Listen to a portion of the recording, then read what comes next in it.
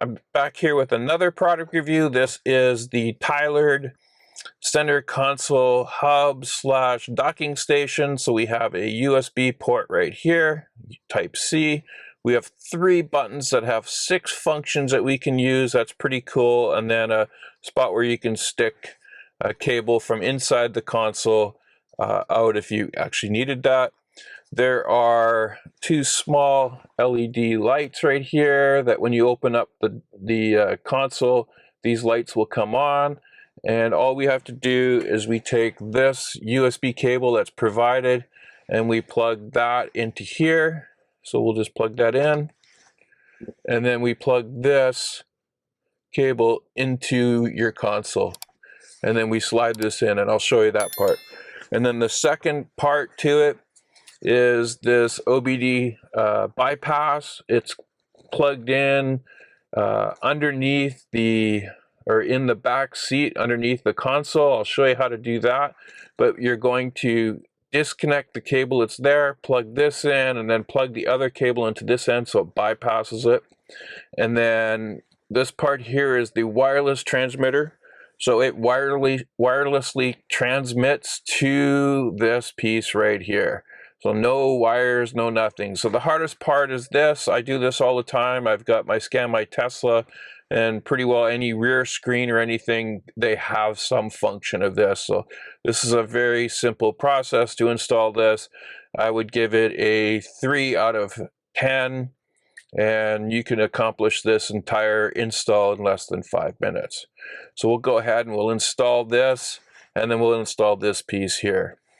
Okay, so we're here in the back seat here, and what we're going to do is we're going to pull off this cover, and underneath that cover, we're going to connect the OBD port stuff here, and this is the wireless transmitter. So we'll go ahead and we'll plug this in. So they do provide a tool for you to be able to pull this apart, but I've taken mine off a few times, so it's a little bit easier. So you're going to just pull this off. And this is the same for the Model 3 and the Model Y. And so we have this connector. This is the OBD port that's in behind the console of your in the back seat. And all you're going to do is press down on this button right here and then pull this out. Like that. So we've got this disconnected, and we want to make sure we get this piece in here. There we go. We just stick that in there so it's out of the way. And then we're going to plug this in here.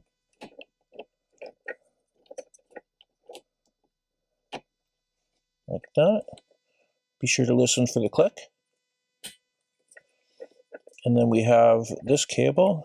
They go together. So they can only go one way. So we'll just go ahead and and again, listen for the click. There we go.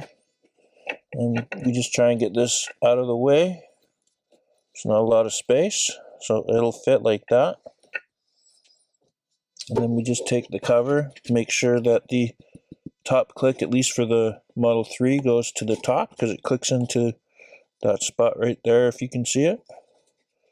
And we're just going to go ahead and close this off. And there we go. So that's all it takes for the OBD port module to be plugged in. And then all we got to do after that is go ahead and plug in the USB center console piece. Okay, so now that we've got the back part installed, we're going to go ahead and install this. It's really, really simple. Okay, so you can see right here, all we have to do is open up the console. And we want to put it in this way so that the button gets hit by this door. So we want to put it in this way, and all we're going to do is slide it into that spot right there. Bring it down. Right into there. And then slide it in. So that's it there. It can move just like the door does. And then the cable, we just plug that in to the USB port that's in there. Okay, so there we go. That's all plugged in. So those LED lights, let's see, you can see them right there. And they're triggered by that button that's on the side here. So I'll go ahead and press that button. And so when you close the console door, it goes off. And then when you open it, it turns on. Now it's not very bright. It's not as bright as the lights that are already in here. Anyway, and then all you have to do is close that. It looks pretty well OEM, and again, you can have a cable come out here, and then you could plug USB Type-C into that spot right there, and then you have access to the 3 buttons. So again, this one folds the mirrors and does preconditioning. This one turns the interior lights on and off, and also controls the glove box, so opening the glove box. And this button right here controls the opening of the passenger front and rear door.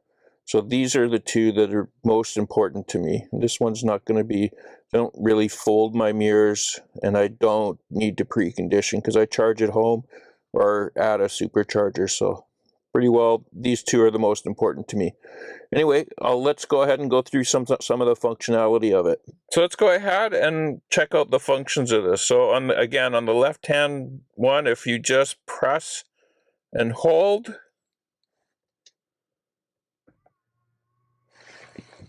the mirrors go in, and if I go ahead and press and hold again,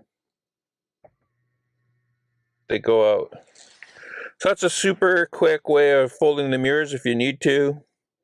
When you're parking, you don't have to go through here having to go hit the car and go to fold mirrors.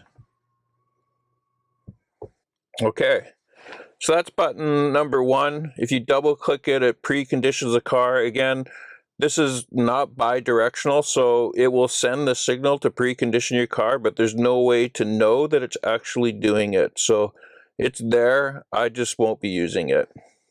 The second button is to open the glove box and turn on the interior lights off and on. So let's do the glove box first.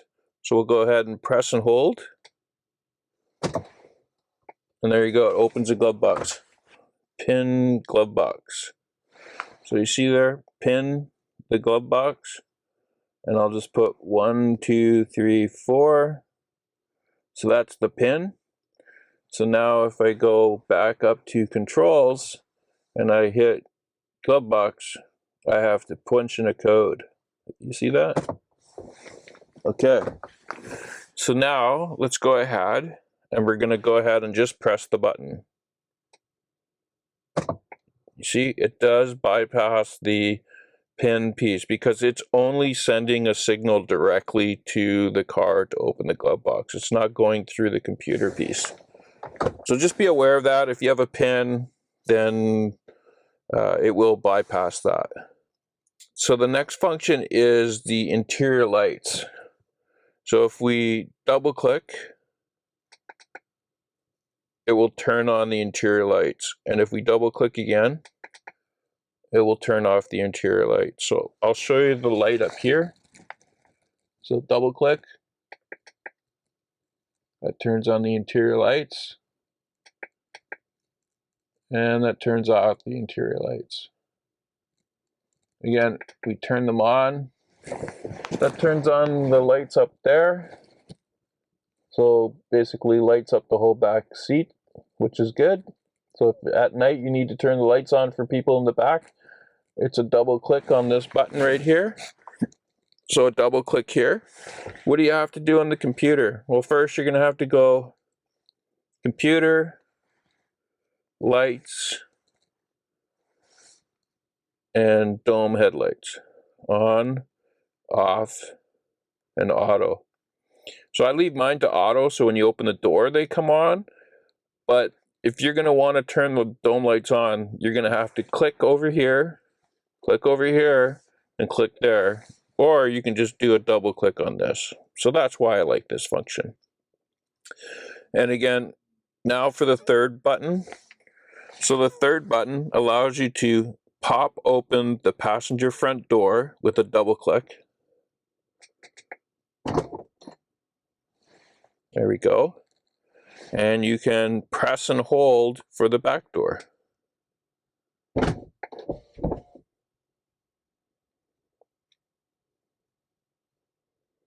The thing that happens here is if you try and do it again, it's not going to do anything. The door has to be back closed. So now I can go ahead and open the front door again. And just push open. Now the problem with the back door is when you do this piece, what happens happening is it presses the button like that, but the door is still stuck. So the way to get around it is to have someone slightly pushing on the door at the same time like you would if you're opening the door. Okay, so I'm going to go ahead and press the button here and hold. And this time it pushes it out far enough.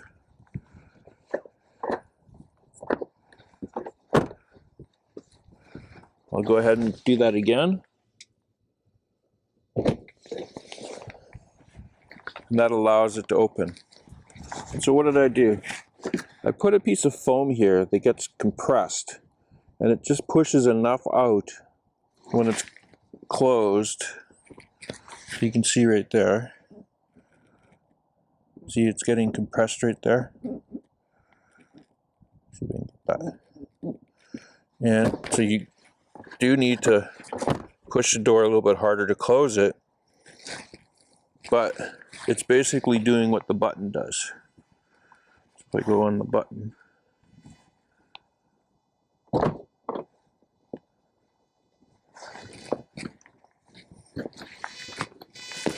so I do need to find a better solution, but this is what I'm doing right now. So that's my review of the Tylard center console USB hub with the 3 buttons. It's pretty ingenious to have these buttons. The only other option is to purchase sexy buttons, which gives you way more functionality. If you don't want to use something like that, then this is a pretty good option. They've got a deal on right now, so be sure to use my discount code BC Tesla Guy. I like how it fits. I love the functionality of being able to open the rear passenger door and to turn on the interior lights. So why do I like this so much? I love the idea of being able to pop that back door open. It makes it easier for people that don't know how to open the door. And then turning on the interior lights, which is something I need to do quite often at night. This just turns it open. I don't have to crack open my door or anything. I just press a button. I don't have to touch the screen. So that's a pretty good function. So be sure to use my discount code BC Tesla Guy. Save you a few bucks. While you're there, all the stuff that they have on their website's on sale right now. So this is a great time to purchase a product from Tylard. Anyway, thanks for watching.